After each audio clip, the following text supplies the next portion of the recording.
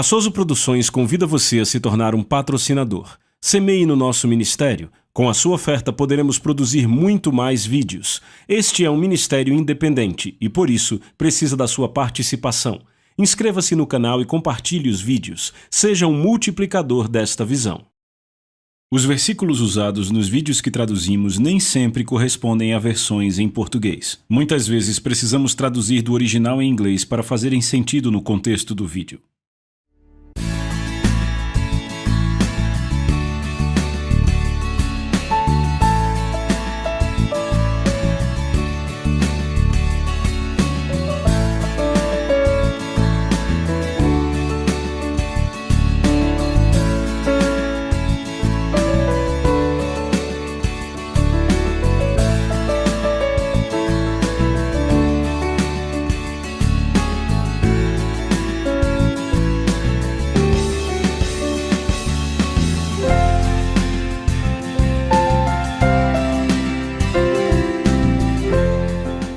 Lucas capítulo 13, verso 10. E vemos que, no capítulo 10 de Lucas 13, Jesus estava ensinando em uma das sinagogas no sábado.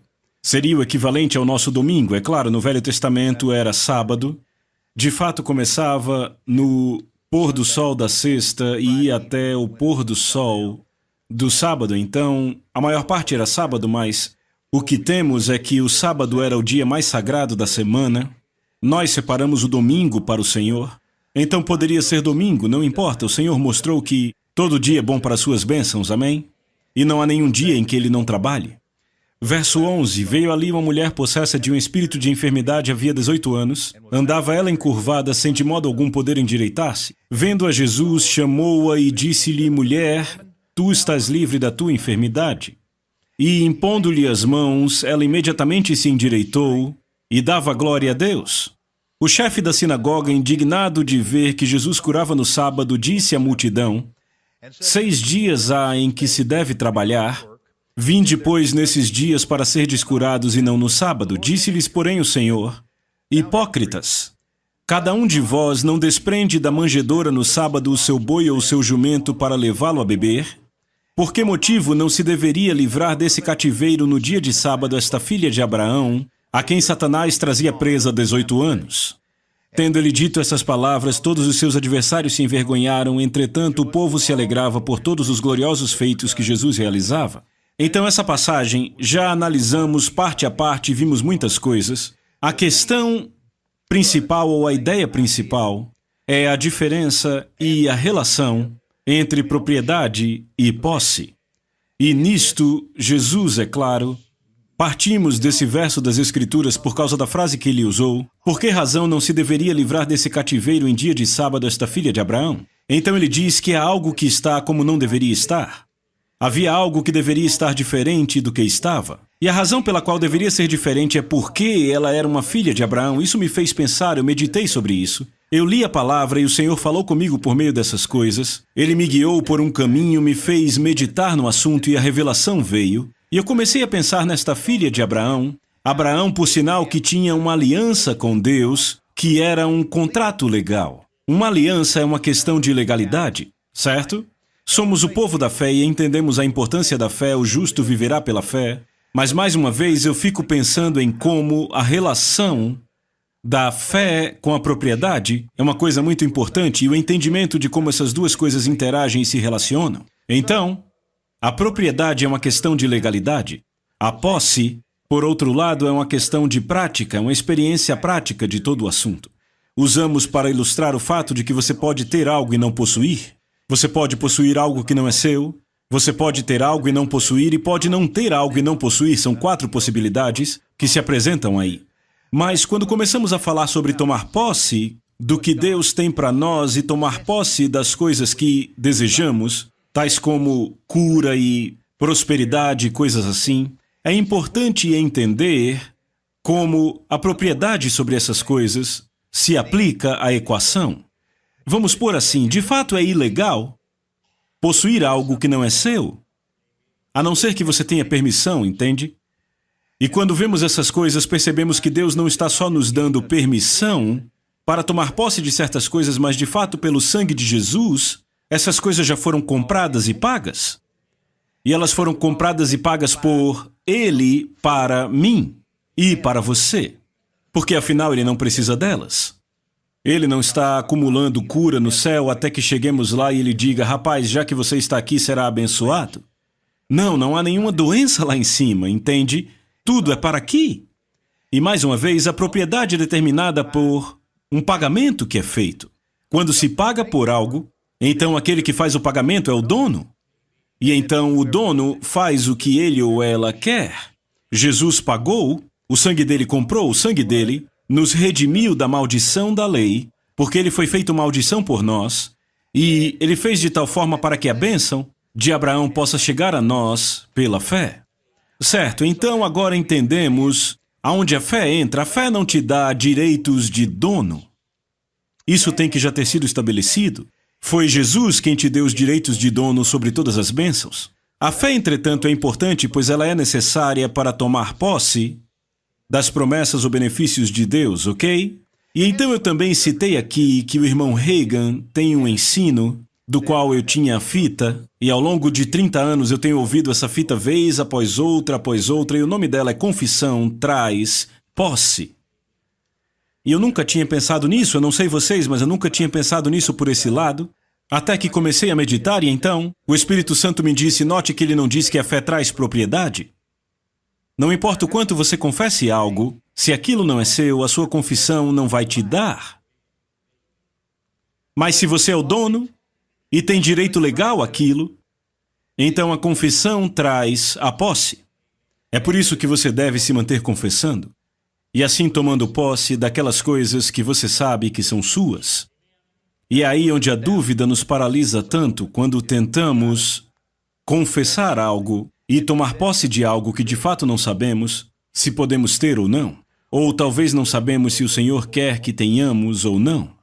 De fato não sabemos qual a vontade de Deus para nós. Mas pense no seguinte, falamos disso na sessão passada, a vontade de Deus. A vontade é um aspecto legal.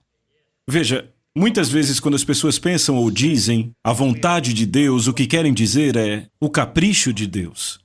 O que elas pensam mentalmente é o capricho de Deus. Mas a Bíblia não fala dos caprichos de Deus, ela fala da vontade dele, e a vontade é um aspecto legal.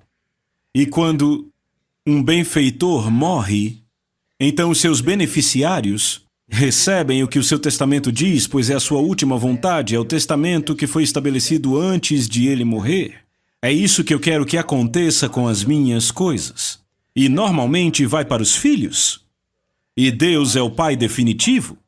E somos seus filhos definitivos. Amém, glória a Deus, somos os filhos pelos quais Jesus morreu. Somos a família que Deus desejou. Aqueles que foram sequestrados e cobraram um resgate, e Deus pagou o resgate. Ele pagou o resgate para te ter de volta. Uau! Pense sobre isso.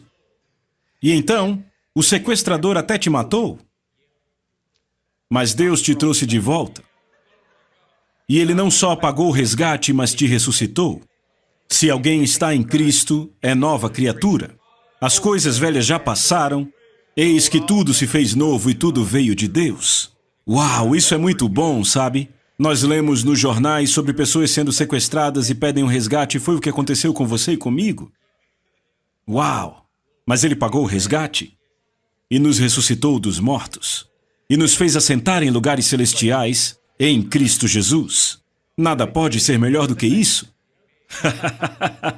Uhul, glória a Deus! Já me mataram uma vez, não podem fazer de novo? Eu estou vivo para todo o sempre. Porque Jesus está vivo para todo o sempre. Mataram Ele uma vez, não podem matar de novo? Me mataram uma vez, não podem me matar de novo? Eu vou governar e reinar para sempre. Agora eu preciso saber o que é meu. Eu tenho que saber o que é meu, sobre o que tenho direito legal, e como descubro? Descubro o que o testamento diz. E esta é a vontade de Deus. Mais uma vez, indo para o lado legal, para a terminologia legal, é a última vontade e testamento. São o Velho e o Novo Testamentos dele. A vontade de Deus estabelecida para sempre. Nada pode mudar isso. O modernismo não pode, o secularismo não pode, o humanismo não pode, o satanismo não pode, nada pode mudar isso. Esta é a vontade de Deus para sempre. E se Ele diz que é meu, independente do que se pense. Se Ele diz que é meu, independentemente se alguém gosta ou não. Se Ele diz que é seu, vá lá e desfrute, porque é seu. Deus fala isso sobre tantas coisas. Vá lá e desfrute, filho, porque é seu. Vá e desfrute da vida, filho, pois eu te dei isso e te dei em abundância. Aleluia! E se não fosse a vontade de Deus, não teria lhe dado?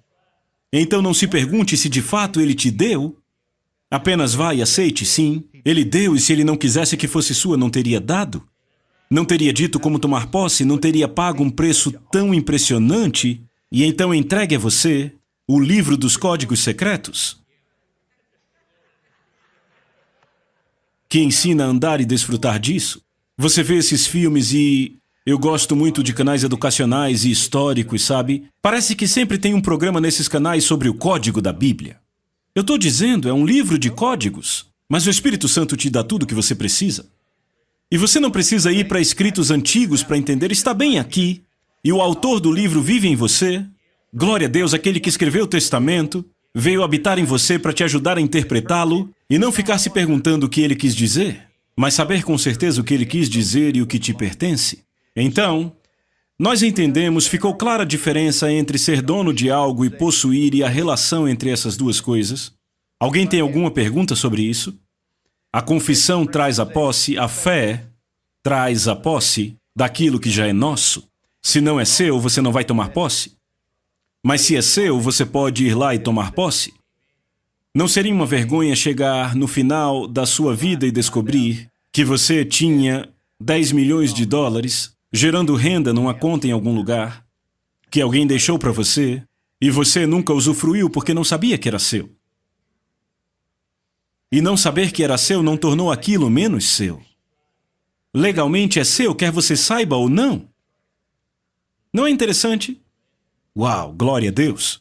Agora, já que isso está claro, que entendemos a diferença entre posse e propriedade, entendemos que devemos tomar posse daquilo que já é nosso, daquilo que já foi comprado e pago e disponibilizado para nós, mas só porque foi comprado e pago e disponibilizado não quer dizer que vai acontecer automaticamente, porque nessa terra, nesse mundo, existem poderes que querem impedir que você desfrute do que Deus conquistou para você, porque quando você anda nisso, quando toma posse, isso gera glória para Deus. E existe um diabo que não quer que a glória vá para Deus. Vem, e então ele vai trabalhar, vai lutar, e ele é um legalista, e francamente, quando paramos e pensamos num tribunal onde se bate o martelo e onde se decide o que é certo e justo, quais são as armas dos advogados? Quais as armas do sistema legal? Palavras. Palavras. Advogados não duelam com armaduras. Eles não lutam com espadas samurais nem atiram uns nos outros com armas. Eles se posicionam e debatem o caso com palavras. E palavras são as armas do sistema legal. E assim é conosco, palavras são as armas da nossa guerra. Glória a Deus, é por isso que Efésios 6 chama a espada do Espírito de a palavra falada de Deus. Uau! A palavra falada de Deus, e ela carrega poder, pois as palavras de Deus são supremas no universo. A corte suprema é Deus. Não há apelação com Ele. Muito bem, agora, entendendo estas coisas, entendendo o que é nosso ou entendendo que há coisas que são nossas, e eu penso que a maioria de nós já ouviu, que tem direitos de propriedade sobre as bênçãos, somos redimidos da maldição, sabemos que o que Deus fez, Ele fez por nós, e Ele nos deu essas riquezas para desfrutarmos. Tendo entendimento de tudo isso, deixa eu te fazer uma pergunta, tipo um teste, um apanhado geral de tudo. Qual então é o maior obstáculo para a nossa posse? Qual você acha que é o maior obstáculo para tomarmos posse das promessas de Deus, dos benefícios de Deus, das coisas sobre as quais você tem direito de dono? Qual seria o maior obstáculo para tomar posse destas coisas? Bem, vamos analisar um pouco isso e deixe-me lançar algumas ideias aqui. O que eu confesso, eu possuo. Quando eu ajo em fé, eu possuo, certo?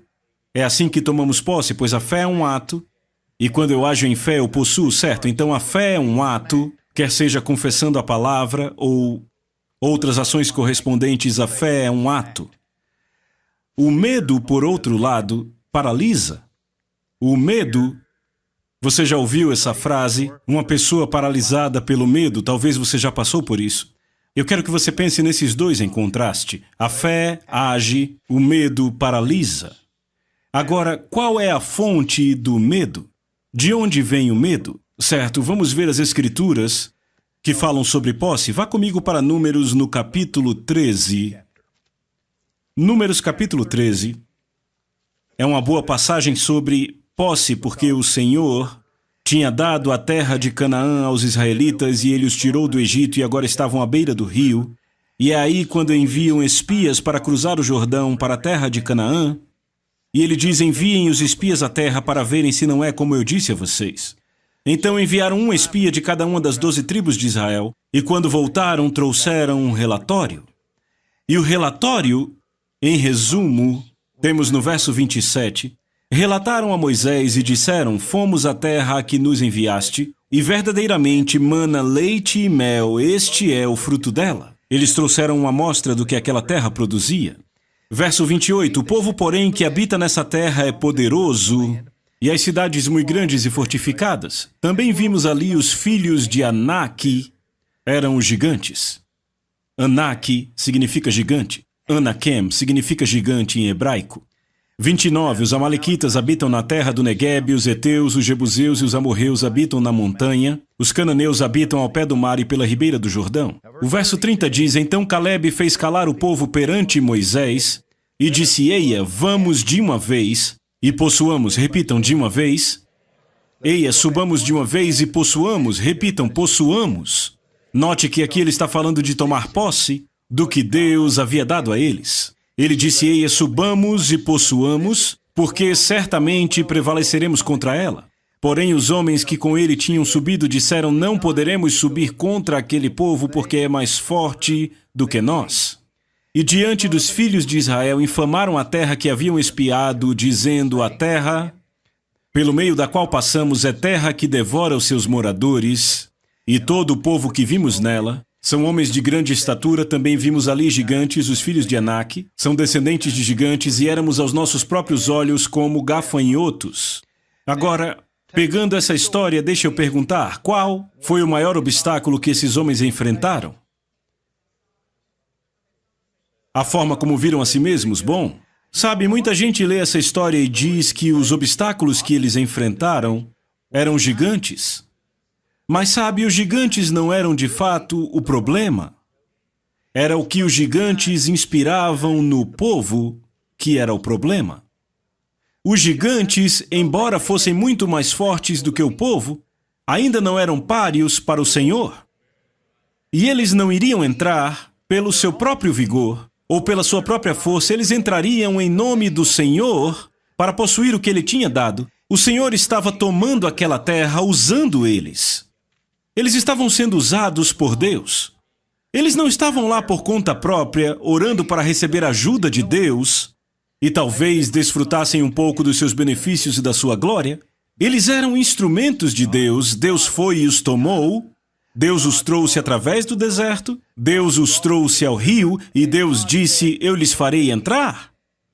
Eu vou usar vocês. Eu vou operar através de vocês. Eu quero a minha glória estabelecida naquela terra. E eles esqueceram disso. Sabe, eu acho que a questão com a qual temos que lidar às vezes é o esquecimento de que quando Deus diz que vai fazer algo não será doloroso, será um prazer. Eu não estou dizendo que não haverá impedimentos ou coisas que teremos que vencer, mas Deus quer que você faça o que te faz feliz. E nada te deixa mais feliz do que fazer o que Deus quer que você faça.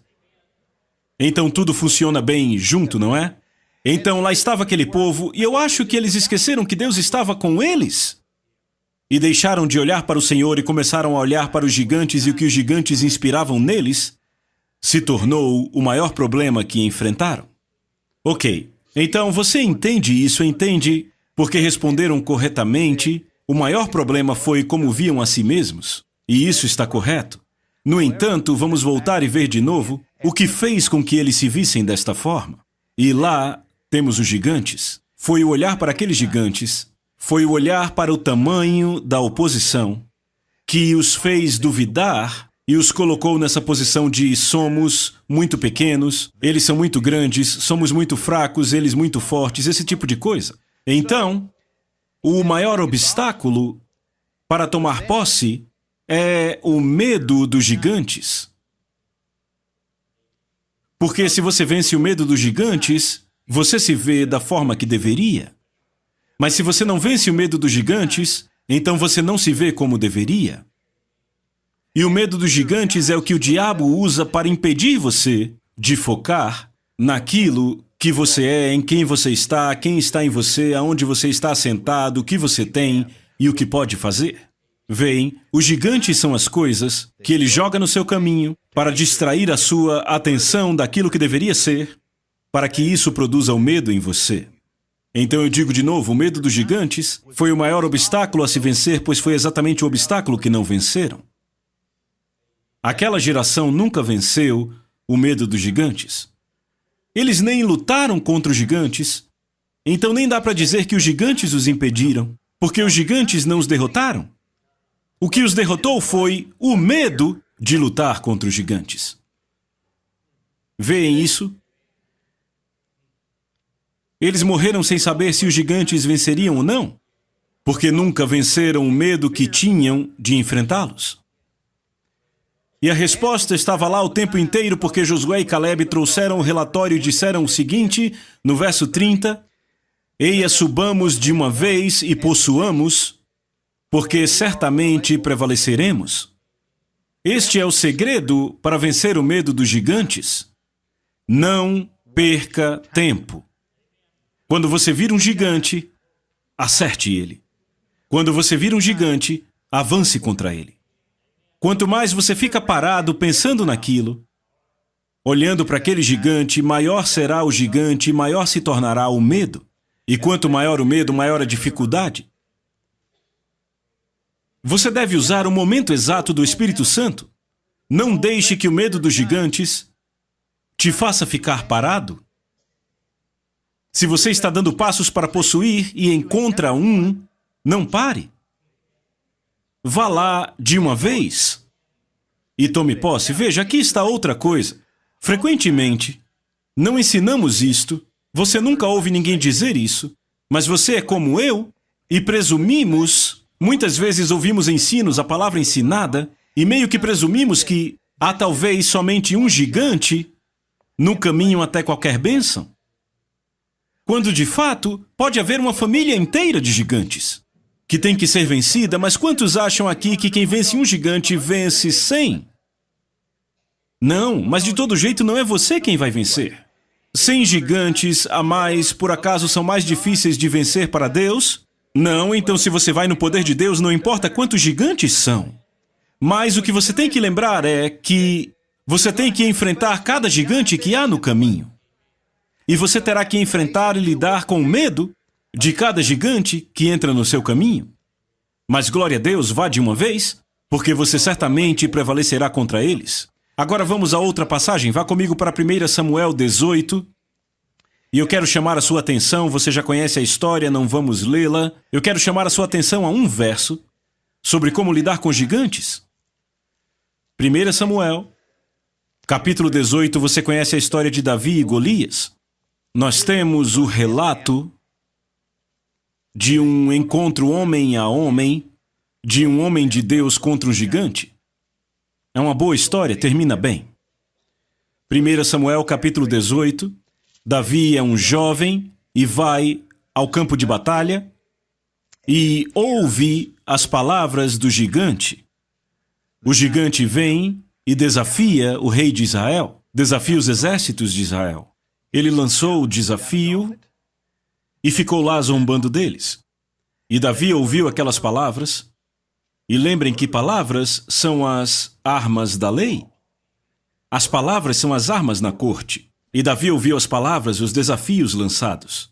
Agora, os outros israelitas estavam ouvindo aquilo, dia após dia após dia, por semanas, mais de um mês. E ninguém se movia, e quanto mais ouviam, mais aterrorizados ficavam.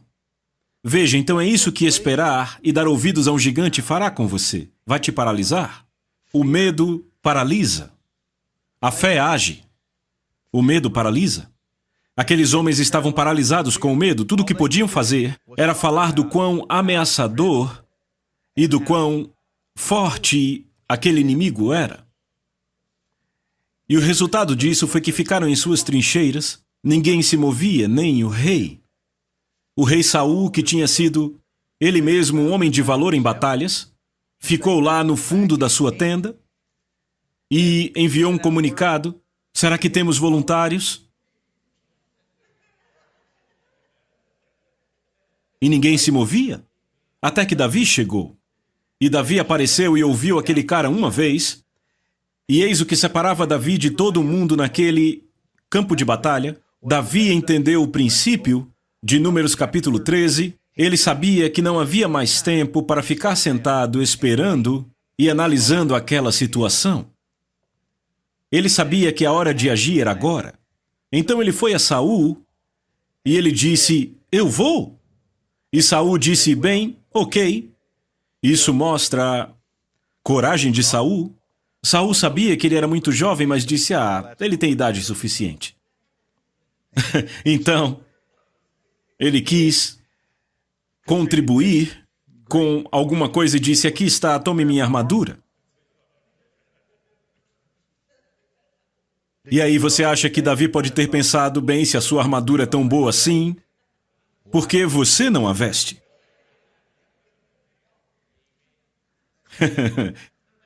Aqui está a minha arma, vá lá e atire nele. Olha, se a resposta é a sua arma, por que você não atira nele? De toda forma, Davi tentou usar, imagino que por respeito, mas disse: olha, isso não cabe em mim, eu já sei o que funciona. E isso é outra coisa, é bom saber o que funciona para você. Você tem que pelo menos praticar com as suas armas. Pelo menos pratique. Tenha um alvo para praticar de vez em quando. Creia em Deus para algo, só pela prática. Não espere até um gigante aparecer. Creia em Deus para algo e pratique com isso. Veja funcionar, para você saber o que funciona. E eu digo, uma vez que você fica habilidoso com alguma arma, isso é algo que nunca mais vai te deixar. Você ainda precisa praticar, mas quando você fica bom em algo, isso te acompanha. Sabe, um dia desses eu estava dirigindo por aí, e eu cheguei nesse lugar. Era um estande de tiro, uma loja que tinha um estande de tiro. Eu amava atirar. Eu atirava muito bem, e eu tinha uma arma e não atirava há muito tempo. Eu nem sabia se as balas ainda estavam boas, eu tinha que atirar. Então eu fui lá, paguei algum dinheiro, comprei alguns alvos, peguei um alvo de silhueta, e o alvo tinha a forma de um cara com um capuz e óculos escuros segurando uma mulher com uma arma na cabeça dela. Ela era refém. Eram aqueles alvos em tamanho real, então. E o estande de tiro, você já viu como é? Eles têm aquelas baias, aquelas divisórias aonde a gente fica, mas a área onde você atira é uma área aberta. E todo mundo pode ver todos os alvos, e havia 5 ou 6 baias ali. E eu fui lá para a última baia, quando eu cheguei tinha uns caras lá. Fiquei na baia encostado na parede e os caras foram embora. E chegaram outros 2 homens e entraram. Então eu estava lá atirando e... quando eu aprendi a atirar, aprendi tiro de combate. E nesse estilo de tiro, você pratica em grupos de alvos. Você atira em alvos móveis, coisas assim. Então eu estava lá com aquele alvo em silhueta, com um X no meio e alguns aros ao redor, e eu fiquei a uma distância de 15 jardas, e atirei um pouco, depois trouxe para mais próximo 10 jardas, atirei um pouco mais, depois levei lá para longe 25 jardas.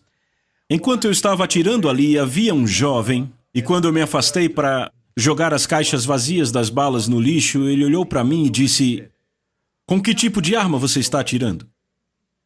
Eu disse: é uma 45. E ele disse: uau, é barulhenta.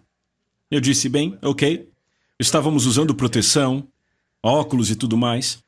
Então eu coloquei outro alvo, e eu comecei a atirar naquele alvo de novo. Em 1 minuto, enquanto eu estava recarregando o tambor, eu olhei por cima do meu ombro E outro cara estava em pé atrás de mim e ele disse: "Uau, bons tiros." Porque ele estava vendo meu alvo de onde estava e eu estava atirando no grupo de alvos, como disse. E eu pensei...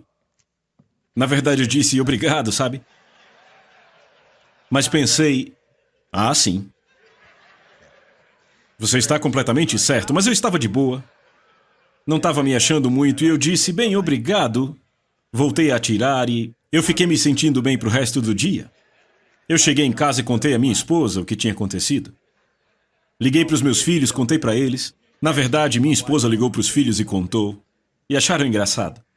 Mas ele olhou para mim com aqueles olhos arregalados e disse, uau, bons tiros. Ah, obrigado. E aquela era a primeira vez que eu atirava depois de muito tempo, mas quando você aprende os fundamentos e se torna proficiente em algo, os fundamentos eles voltam bem rápido. Você deve praticar com a sua fé às vezes. Vá atirar um pouco. Vai explodir alguma coisa. Pratique um pouco, creia em Deus para algo novo.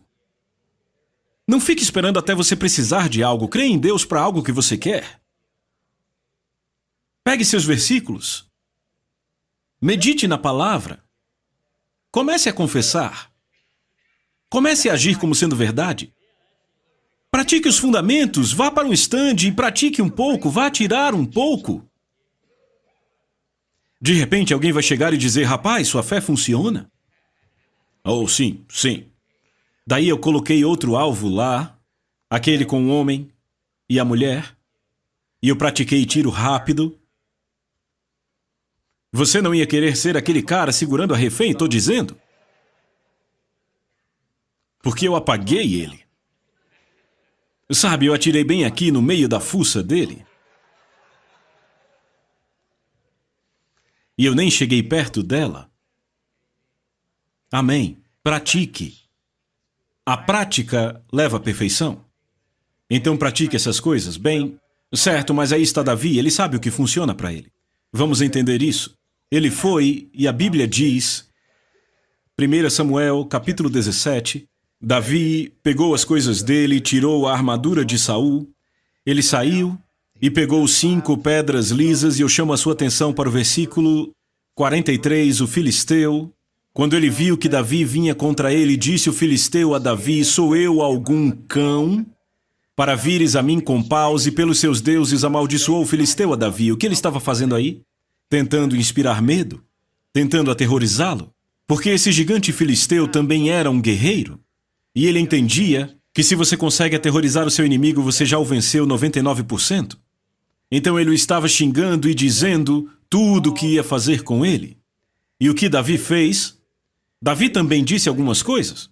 Davi disse ao filisteu, tu vens contra mim com espada e com lança e com escudo. Eu, porém, vou contra ti em nome de Jesus. Ele não sabia que o nome dele era Jesus, mas era dele que ele estava falando. Não estava falando de Alá. E não estava falando de Maomé, falava de Jesus. Ele disse, eu vou contra você em nome de Jesus, porque Jesus é o Senhor dos Exércitos. E esse é o nome que você precisa lembrar. E quando enfrentar o gigante, certifique-se que o faz em nome de Jesus. Sabe o que é o nome de Jesus? Sabe do que estamos falando aqui? Estamos falando de um termo legal. Estamos falando do poder de um procurador. Se eu não o tenho, não posso fazer funcionar. Se não me foi dada a autoridade de usar o nome do Brandon no banco, toda a minha pose e bravatas não irão sacar um cheque. Mas se eu tenho o poder de procurador dele, então tudo o que está na conta bancária dele, eu posso acessar. E o nome do Senhor, o nome de Jesus é este direito legal para ser seu representante e sacar os seus cheques. As pessoas usam aquelas pulseirinhas com as iniciais OQJF, que significam o que Jesus faria. Bem, o que Jesus faria, o que ele faria se ele visse alguém triste? Ele o animaria? O que Jesus faria se encontrasse algo que não é dele, devolveria? E são sempre essas perguntas simples, mas eu pergunto o que Jesus faria se estivesse enfrentando um gigante? Bem, ele chutaria ele de volta para onde ele veio, se você me entende. Certamente ele não teria medo Ele abriria a própria boca, de onde sairia uma espada de 2 gumes, e aí... E lembram daquele filme A Marca do Zorro? E a calça do cara cai e ele usa aquelas ceroulas. É isso que aconteceria quando Jesus abrisse a boca? E então, aqui estamos. Jesus disse, eu vou contra você em nome de Jesus, o Senhor dos Exércitos, a quem tens afrontado. Hoje mesmo o Senhor te entregará nas minhas mãos. Por que será que ele não disse amanhã? Vou voltar amanhã e vou acabar com você. Espere só até sexta, você é meu. Porque ele entendeu, eu tenho que fazer isso agora. Se eu esperar até sexta, não vai funcionar. Com você também não funciona. Então ele disse, hoje mesmo, e ele continua dizendo, relatando o que vai fazer, eu gosto disso. Mas veja o verso 48, diz que sucedendo que, dispondo-se o filisteu a encontrar-se com Davi, diz que Davi apressou-se, repitam, apressou-se. Veja, ele correu, e deixando as suas fileiras, correu de encontro ao filisteu. E o resto você já sabe a história. Pôs a mão na bolsa, pegou a pedra, pôs no estilingue, pá! E o homem caiu. Mas foi porque Davi se apressou em direção ao gigante. Ele entendeu aquele princípio, vamos de uma vez e possuamos. Agora, a aplicação prática disto é para você. O que quer que o medo coloque no seu caminho, e não importa o que seja, qualquer coisa que o medo tente pôr no seu caminho, o que quer que seja, enfrente. Não fique sentado esperando que Deus destrua aquilo. Deus está esperando que você destrua. O medo não é o tipo de coisa que você pode deixar para lá. O medo precisa ser atacado, e atacado de forma agressiva, e ele precisa ser atacado agora. Porque o maior obstáculo que você enfrenta, ao tomar posse de todos os benefícios, é o medo do que quer que os gigantes ponham no seu caminho. Então, em frente, vá de uma vez e tome posse. Evitar ir a um médico ou ficar preocupado com medo de receber um relatório ruim não é fé. Não é fé. Um relatório ruim não é nada além do que as palavras de um gigante, e o objetivo disso é inspirar medo em você. Ao invés de ficar com medo de um relatório ruim, enfrente-o. Se você encontrar algo que inspira medo em você, ataque isso. Ataque de forma agressiva, não recue, avance. Vá em frente. Se você é diagnosticado com alguma doença, 2 coisas. Número 1, aprenda tudo o que puder sobre a doença. Não diga, eu não vou nem pensar nisso. Isso é medo. Aprenda tudo o que puder sobre aquilo. Eu vejo incrédulos que nem conhecem a Deus, que se informam sozinhos sobre o problema até um ponto em que percebem, bem, isto funciona, e tentam algum tratamento alternativo e funciona. E a razão para isso é porque não ficaram sentados com medo fazendo nada. Fizeram o que sabiam fazer. E você sabe mais. Não tenha medo de se informar sobre o problema, porque na maioria das vezes, quando você põe luz sobre aquilo, não é tão grande quanto parece. Segundo, informe-se o máximo que puder sobre a cura. A resposta. Eu sempre fui meio assim, mas eu imagino que depois que eu entrei na palavra foi que entendi o como e o porquê, mas eu sempre tive, eu acho que a palavra é vergonha, de ter medo. Eu sempre achei que sentir medo era não ser homem. Ter medo. Então, quando eu era jovem, eu sempre me repreendia se encontrava medo em mim. Agora, não há proveito em ficar se autoflagelando, mas quando eu entrei na palavra e comecei a entender como o medo funciona, eu percebi que havia algo que Deus vinha tentando me ensinar. Então, muitas das coisas que eu tinha medo quando estava crescendo e tinha vergonha por ter medo, eu as ataquei. Entendendo este princípio, eu tinha medo de águas profundas. Sabe o que eu fiz? Aprendi mergulho. E eu nunca vou esquecer quando pulei daquele bote, você sabe, quando se mergulha. Estávamos praticando no Golfo do México, e eu entrei na água, e eu olhei ao redor e não havia nenhuma parede. Eu estava acostumado a mergulhar em piscinas, e sem nenhuma parede eu estava debaixo d'água, mas ainda conseguia ver, entrando na água, ainda no raso, sabe? Não há paredes aqui. Eu estou no meio do Golfo do México. E a segunda coisa que eu vi foi um tubarão. Sem mentira. E eu olhei para aquilo, percebi onde estava e disse: glória a Deus.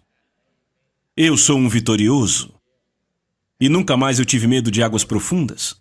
E eu ainda tenho recorde de profundidade em mergulho nessa igreja.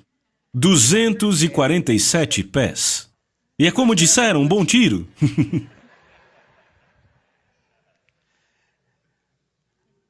Quando eu era criança, tinha medo de altura. Sabe o que eu fiz? Aprendi a voar. Não, isso é outra coisa. Você pode ter medo de altura e não de aviões. Eu comecei a escalar torres de água. Eu escalei cada torre de água no condado de Jefferson. Não recentemente. Mas sabe aquelas torres de água pichadas com spray lá no alto? Eu nunca pichei nada, mas eu era aquele cara que ficava no chão e todo mundo olhava e dizia: olha aquele covarde lá embaixo. E aí eu comecei a subir nas torres de água e eu só fazia isso por uma razão. Porque eu queria vencer aquele medo. Eu fazia? Diga, bons tiros.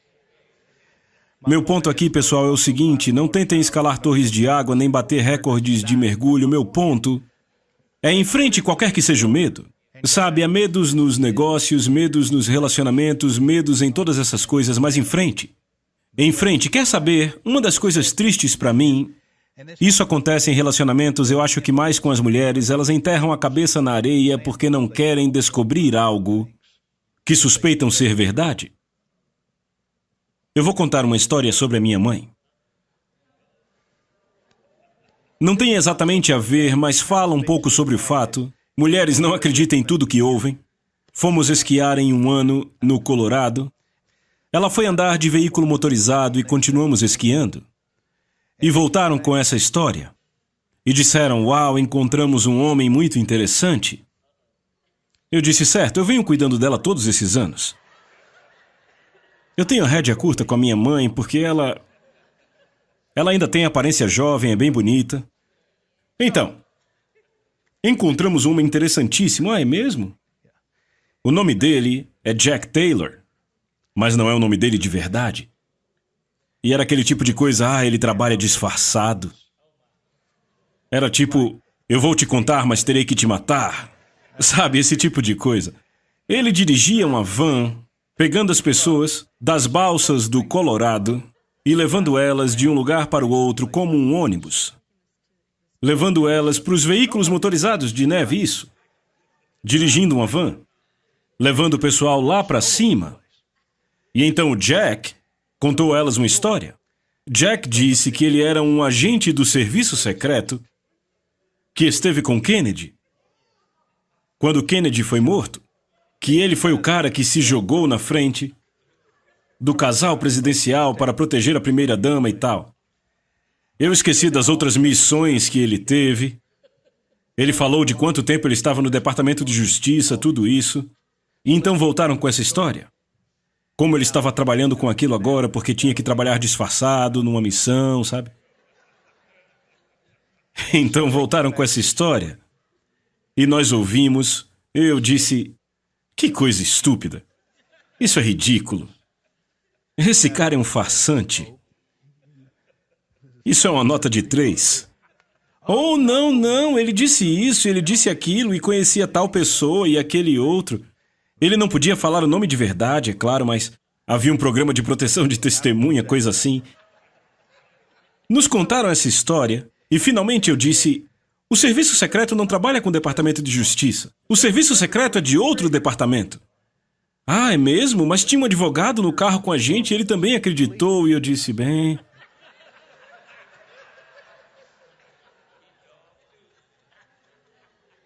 E sabe, eu só estou mencionando isso porque eu já ouvi essa mesma história com versões diferentes de tempos em tempos. Sabe, as pessoas acreditam em qualquer coisa. Especialmente em relacionamentos. Eu não sei qual daquelas senhoras estava pescando o marido naquela época. Eu já vi o mesmo cenário acontecer de outras formas, sabe? Uma mulher num relacionamento com um homem. Ela acredita nas histórias mais malucas que você já ouviu na vida. Só porque ela não quer saber a verdade, porque ela tem medo. Medo de que as suspeitas sejam verdadeiras e medo de que isso acabe o relacionamento. E eu fico pensando, o que seria melhor do que isso? Se livrar de um mentiroso, de um golpista. O que seria melhor do que isso? Sabe o que é isso? É só medo. Medo do gigante, e o gigante nesse caso é ficar sem ele. Eu tenho uma novidade, mate esse gigante e descobrirá que ele é um anão. Era um jogo de espelhos o tempo inteiro. Alguns gigantes desses que as pessoas têm medo não são nada além de um anão. A questão é que eles têm um grande reflexo num desses espelhos curvos. Sabe, enfrente os medos. Não tolere o medo em você e não tolere a incerteza que vem do medo. Enfrente, aprenda tudo que puder. Amém? Ainda bem que eu não precisei lidar com aquilo. Neste caso, foi só uma questão passageira. Mas eu recebi um relatório há muito tempo de uma senhora na igreja envolvida com um homem. Ele queria casar com ela. Ele dizia que tinha sido das forças especiais no Iraque e pastoreado 600 igrejas. Ele se vendeu como se fosse, sabe, o Papa e Rambo, tudo ao mesmo tempo. E da primeira vez que eu ouvi, pensei... esse cara... Sabe, ele era descarado. Mas ela viu tudo, ela viu. Garotas, não acreditem em tudo que dizem pra vocês por aí. Eu não sei nem por que estou falando disso, nem era intenção. Nem era minha intenção, eu falei do Jack Taylor e aí me empolguei. Muito bem.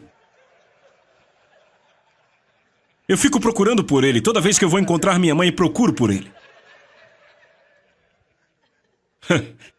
Até agora, nada dele. Elas começaram a desconfiar quando ele não conseguiu lembrar a data da morte do Kennedy. Provavelmente vocês sabem. Ele estava lá e não lembrava? Ah, tudo bem. Glória a Deus. A Souza Produções convida você a se tornar um patrocinador. Semeie no nosso ministério. Com a sua oferta poderemos produzir muito mais vídeos. Este é um ministério independente e, por isso, precisa da sua participação. Inscreva-se no canal e compartilhe os vídeos. Seja um multiplicador desta visão.